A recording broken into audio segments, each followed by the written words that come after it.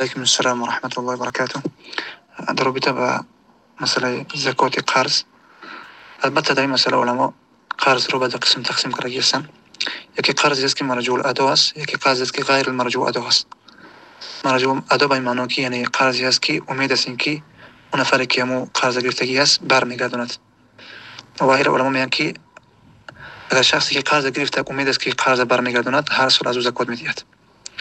و اما قسمت دوم در رابطه با قرض کسی است که غیر المرجوع ادا است، یعنی امید نیست که قرض بدهد به سبب تنگ دستی که در او شخص است و یا اینکه زیادی بعد طول میدهد وقتی که پول بگیرد. خب در این حالت میگد که میدهند که پگا میکند میخیل، یعنی که به سبب تنگ دستیش نمیدهد.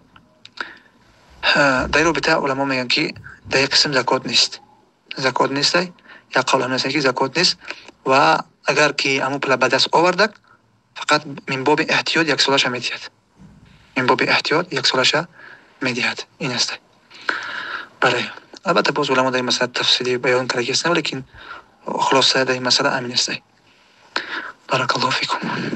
پس شخصی که اگر که قرض دارد یک نفر، امید است که میدهد، هنگامی که میخواهد که زکات بدهد، همراه پول زکاتش او پولهایی که در قرض دادگی است، همون قرضی که امید است که میدهد، حسابشون میکند میدهد. اما اگر که او پول در دستش نباشد، یعنی برای زکات دادن، وقتی که گرفته همون وقت بعد میدهد، همون وقت من باب احتیاط و همون که غیر موجود ادا باشد من باب احتیاط همون یک سالش میدهد. اما اگر که موجود ادا باشد، هنگامی که گرفته پول چند سالی که دادگی نیست اونها را که میدهد، زکاتایی که چند سال دادگی نیست اونها را میدهد. بله، بارک الله فیکم. یعنی خلاصش همین شد که شخص وقتی که میخواد که پول زکاتش بدهد، قرضهاش حساب میکند.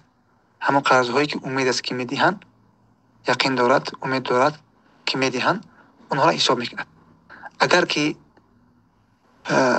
برای شرایط اینه که دادن امور نداشته باشد، دادن زکاتشون، یعنی مال ندارد که تا که اونها را حساب کند قرضهاش، در این حالت همون چند که دارد همون را میدهد. وقتی که همون قرض گرفته بعد از چند سالی که هست اونها را میدهد، مثلا 4 سال دیگه نیست، 5 سال دیگه نیست، اونها را حساب میکند که تقریبا چند میشوند، حساب میکند میدهد. بارک الله فیکم.